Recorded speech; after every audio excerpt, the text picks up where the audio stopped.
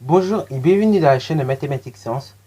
Donc nous allons aborder l'avant-dernière vidéo du thème numéro 3 en sciences et technologies sur les matériaux et les objets techniques. Et dans cette petite vidéo, que je pense sera plutôt utile pour les CM2 et les 6e qui arrivent au collège, plus qu'autre chose, pour vraiment avoir les bases au niveau informatique. Et ben dans cette petite vidéo, nous allons voir les différents moyens de communication et de gestion de l'information. Donc on va parler de communication et gestion d'information. C'est une partie, oui, effectivement, on aborde ça plutôt même en CM2. Je l'ai très peu vu dans les manuels de 6e, mais moi, je veux quand même l'aborder. Comme ça, au moins, vous avez une petite, un petit goût, un avant-goût du collège, de l'informatique, de la gestion d'information, etc., etc. Ok.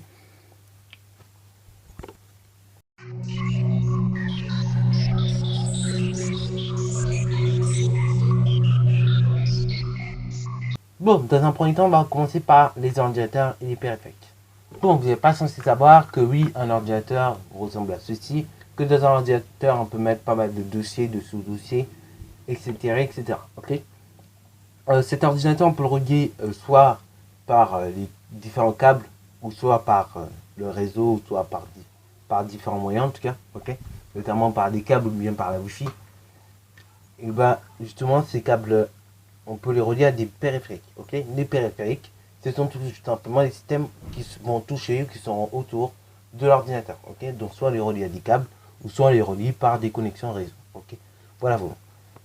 Des périphériques, vous allez en avoir tout plein. Vous allez avoir des périphériques d'entrée, des périphériques de sortie et des périphériques d'entrée-sortie. Ok.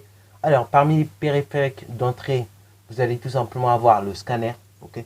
La base, vraiment, si vous voulez juste faire entrer des données, bah, c'est le scanner. Il va tout simplement, son rôle c'est quoi? Vous allez mettre un papier en fait. Il va tout simplement, bah, entre guillemets, photocopier le papier et le faire apparaître sur votre écran. C'est incroyable, hein. Donc, ça, c'est le scanner. Ok. Vous avez également, donc, pour faire entrer des données, vous avez également le clavier. Ok. Le clavier qui est relié à l'ordinateur. Ce coup-ci, bah, en général, il est relié à l'ordinateur soit par une petite connexion, ok, ou soit, bon, au contraire, il peut être relié à l'ordinateur par un fil, ok, ou directement, ou dans le cas des ordinateurs portables, il peut être directement relié en fait à l'ordinateur, ok, puisque le clavier est dans l'ordinateur, ok. Et donc vous allez faire saisir un texte et le texte va apparaître directement sur l'ordinateur. Donc là encore une fois c'est un périphérique d'entrée. Ok. Bon, vous en avez encore tout plein d'autres, mais donc c'était deux exemples les plus flagrants que je vais vous montrer. Après également vous avez des périphériques de sortie. Donc par exemple celui qui vient tout à l'esprit de tout le monde c'est l'imprimante. Ok. C'est l'imprimante, pourquoi? Parce que tout simplement en fait vous allez par exemple avoir un dossier, un travail à faire, vous voulez imprimer, et bien en fait ce fichier vous allez tout simplement le faire sortir de l'ordinateur. Ok. Alors l'imprimante, il y a plusieurs types d'imprimantes et donc plusieurs manières d'imprimer. Au niveau des imprimantes, vous avez des imprimantes classiques, hein, encre classique, à jet d'encre, ok, à jet d'encre et qui ont des rouleaux comme ceci. Et vous allez avoir donc des imprimantes laser, voilà, un peu comme ceci, et qui vont eux faire tout par laser. Ok. Moi, celle que j'ai, c'est avec des rouleaux là, ok. Donc à jet d'encre au niveau des rouleaux.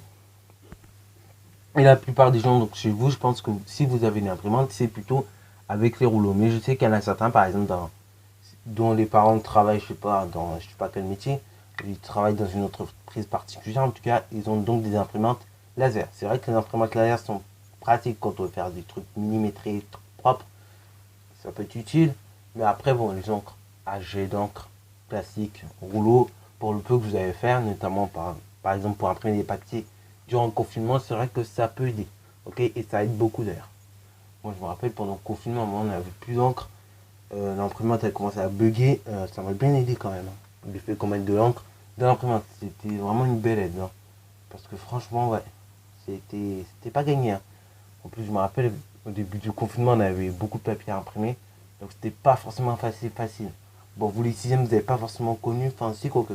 Les sixièmes, enfin, les primaires aussi, je crois. Vous avez connu le fait de devoir imprimer des papiers ici.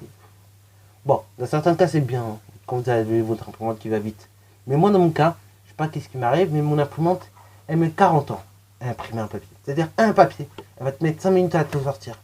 Donc deux papiers, bah tu as capté, ça va mettre 10 minutes, etc. etc. Et moi, en une heure, en gros, l'imprimante faisait en gros une quinzaine de papiers. C'était relou. Donc autant vous dire que quand j'avais mes fêtes de SVT là, et que chaque fête de SVT, bien évidemment, faisait en moyenne 2 pages.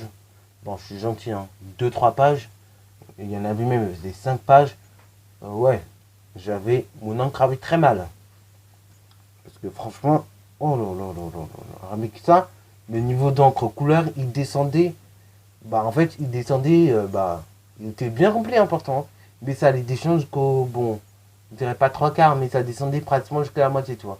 Ça descendait en gros de 40%, c'était énorme. Bon, je m'éloigne un peu du sujet, donc je disais, au niveau des périphériques de sortie, vous avez donc une imprimante, mais vous avez donc également les haut-parleurs, qui vont permettre, bah, tout simplement de lire un texte et donc de vous sortir de l'ordinateur. Ok. Après, vous avez des périphériques d'entrée et de sortie, donc notamment comme la Wi-Fi, ok, qui va permettre de vous transmettre à vous des données en les sortant de l'ordinateur et vous, bah, de transmettre des données en les rentrant dans l'ordinateur. Ok. Vous avez également les clés USB, ok, qu'on pourrait éventuellement considérer comme les périphériques d'entrée et de sortie, car bah, tout simplement, en fait, vous allez donner des dossiers à l'ordinateur et l'ordinateur va vous redonner des dossiers, ok. Alors, c'est un périphérique d'entrée-sortie et c'est un périphérique sur lequel on peut stocker des informations, ok. Alors, je ne vais pas tout de suite en parler du stockage des informations. Pour l'instant, on va s'intéresser maintenant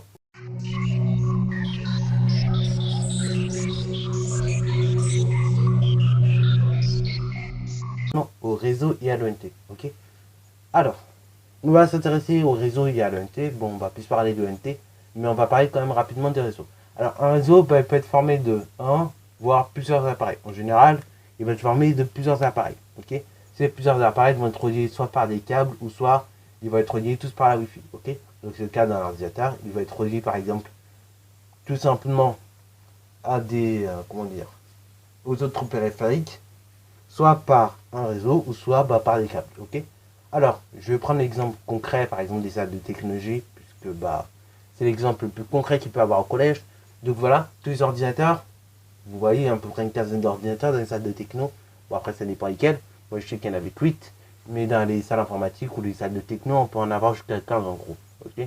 Même, je crois, les salles, enfin, en tout cas, dans mon collège, on avait la chance d'avoir en salle informatique jusqu'à 30 PC. Donc, ça veut dire que vous pouvez même faire des TP en individuel. C'est trop bien. Parce que moi, personnellement, j'aime pas trop travailler en groupe. Je sais que la plupart disent, mais non, tu devrais travailler en groupe. Tu devrais aimer. Bah non, j'aime pas travailler en groupe. Il faut savoir que pendant des années, je travaillais vraiment qu'en individuel.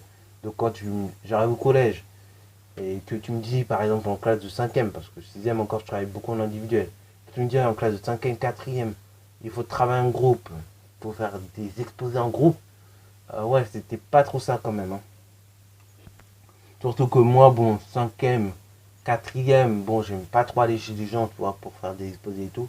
C'est pas trop dans mon délire, mais après, bon, au fur et à mesure, par faire des choses, on s'y habitue.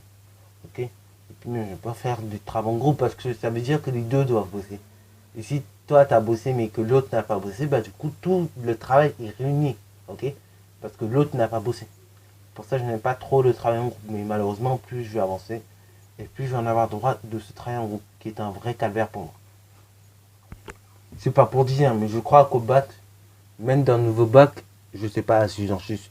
Enfin, je sais pas si ça sera comme ça, mais je crois que même dans le nouveau bac, on a aussi un oral en groupe. Donc là, pareil, c'est une vraie horreur pour moi. C'est-à-dire que j'ai intérêt, enfin, ils ont intérêt, ou même j'ai intérêt à travailler, ok. On a plus intérêt à travailler parce que sinon, bah, notre note, elle est foirée, tout simplement. Donc, je disais, on va prendre l'exemple de la salle de technologie. Donc, la salle de technologie, tous les PC sont reliés à un PC principal, ok. Et ce, bah, par des fils. Et donc, c'est pour ça que bah, le problème qu'il y a avec le réseau du collège, c'est que si bah, justement il y en a un qui se connecte à un PC, puis l'autre qui se connecte à un PC, et bah après le réseau vite fait il sature. Et donc, vu qu'il y a trop de connexions en même temps, ça fait que le problème qu'il peut avoir très rapidement, c'est que le réseau il sature et donc il bloque. Et qu'il prenne beaucoup de temps à se connecter. Mais quand je dis que ça prend beaucoup de temps, bon quand j'abuse, hein, mais ça prenait genre 5 minutes à se connecter. Je sais qu'il y a des collèges, ça prend 20 minutes. Mais c'est parce que vas-y, voilà, le réseau il peut saturer très vite. Le réseau formé par plusieurs PC, par exemple, dans un collège. Dans une salle de techno. Bon, voilà. Ça, c'était tout simplement pour les réseaux. Mais maintenant, donc l'ENT, c'est aussi un réseau. Donc je dis ENT, mais ça marche pareil pour Pronote. Hein. Voilà, c'est un réseau dans lequel on va avoir des devoirs, ok. C'est un réseau dans lequel on peut éventuellement on va travailler derrière la plupart du temps, on peut voir nos emplois du temps, on peut faire pas mal de choses sur ce réseau, ok. Et donc l'ENT, c'est un réseau qui est relié, finalement, qui est relié à plusieurs collèges, ok. Donc j'ai ENT, mais Pronote c'est la même chose, c'est un réseau qui est relié à plusieurs collèges dans des départements, ok. C'est un gros serveur du département qui va s'occuper des connexions de tout le département, ok. Des connexions par exemple qui vont avoir lieu à Bouffémont, des connexions qui vont avoir lieu à Sarcelles, et des connexions qui vont avoir lieu à Pontoise. Dans tout le 95, nous par exemple, on a un ENT, donc ENT 95, enfin maintenant c'est plus ENT 95, c'est mon collège 95, voilà, il n'est pas en service, mais en septembre donc il sera en service, et normalement ça devrait être ça, en tout cas en septembre je pense. Et donc sur ce site là vraiment, c'est pas votre collège qui fait la connexion, c'est un gros serveur implanté donc dans Badoise qui va faire la connexion de toutes les sections, pardon, et du Val d'Oise, ok, de chaque collégion du Val d'Oise. Donc c'est pour ça parfois ça plante un petit peu parce que effectivement quand il y a beaucoup de connexions en même temps, c'est vrai que c'est pas évident. Bon, je vais vous avoir un truc, je préfère largement l'ENT à Pronote parce que Pronote, je me rappelle, ça plante quand même beaucoup plus régulièrement que l'ENT, ok. Oui, je vais pas vous mentir que voilà, Pronote ça plante beaucoup trop. Il y a des fois, je ne pouvais pas aller sur Pronote à 18h. Or, 18h, c'est un peu l'heure où, tu vois, j'aime bien aller sur Pronote, ne serait-ce que pour vérifier les cours que j'ai demain, mon emploi du temps, etc., etc. Donc, si tu me dis qu'à 18h, Pronote n'est pas ouvert, c'est un peu, voilà, c'est un peu nul. Donc, j'espère que ça sera arrangé, mais en tout cas, voilà. Dernière des choses que je voulais vous parler, c'est au niveau des stockages, ok.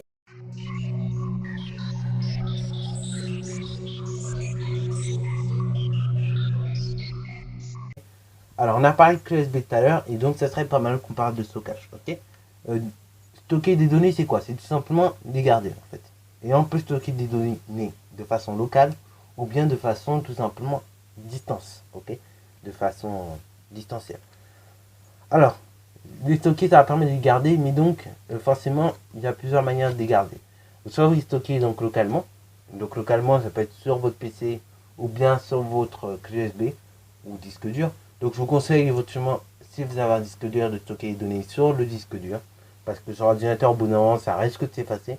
Ou même si vous avez une clé USB comme moi, de stocker vos données sur la clé USB. Parce que sur l'ordinateur, le problème qu'il y a, c'est que si vous avez un boulot que vous voulez emmener au collège, et que vous voulez finir au collège parce que vous avez une heure de permis et que vous pouvez aller au CDI, et le truc, tu peux pas emmener tout le boulot alors qu'il est sur ton ordinateur. Ok. Et du coup, c'est-à-dire qu'il faut que tu ramènes ton ordinateur. Or, au collège, c'est interdit d'emmener sur l'ordinateur. Donc, il faut ramener ta clé USB. Et donc, il faut stocker les données sur ta clé USB de façon locale. Bon, encore mieux, le disque dur, vous stockez ça, au moins, vous êtes sûr que c'est comme un coffre-fort en fait, ça bouge pas. Alors que l'ordinateur, ça peut rapidement bouger. Ok. Après également, donc, on peut stocker les données à distance. Donc là, ce coup-ci, ça va pas être sur votre ordinateur, ni sur vos clés, ni sur quelque chose qui est à vous en fait. Ça va être sur quelque chose un peu à distance, ok. Comme Google ou plein d'autres drives en fait. Voilà, voilà. Et donc sur Google Drive par exemple, vous pouvez stocker vos données. Par exemple, la plupart de mes cours que j'ai fait pour les troisièmes, que j'ai fait pour les quatrièmes, les cinquièmes et même les sixièmes, sont stockés dans mon drive, ok. Mes petites photos, mes exemples du temps, tout ça sont stockés dans le drive en fait. Et donc ça permet de ne pas trop surcharger les clés USB et donc vraiment qu'elles aient toujours un peu de place. Ok.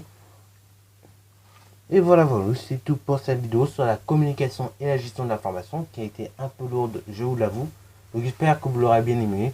N'hésitez d'ailleurs pas à la liker, commenter et bonne reste à toi en mathématiques et en sciences.